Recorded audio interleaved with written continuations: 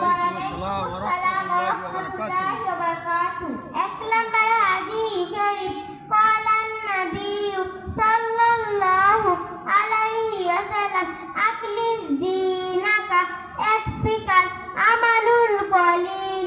হাদিস শরীফের অর্থ তোমার ঈমানকে খাঁটি করো, অল্প আমল নাজাতের জন্য যথেষ্ট হইবে।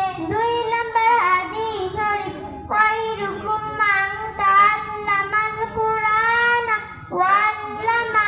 হাদিস শরীফের অর্থ তোমাদের মধ্যে সর্বোত্তম ওই ব্যক্তি যিনি কুরআন হাদিস শিক্ষা করেন এবং অপরকে শিক্ষা দেন। তিন নম্বর হাদিস শরীফ তালাবুল ইলমি ফারিদাতুন আলা কুল্লি মুসলিম।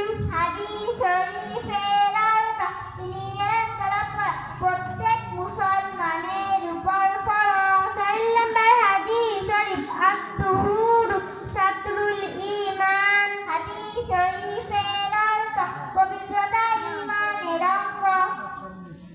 পাঁচ নম্বর হাদিস শরীফ মিফতাহুল জান্নাতিস সালাত। হাদিস শরীফের অর্থ নামাজ বেহেশতের চাবি। ছয় নম্বর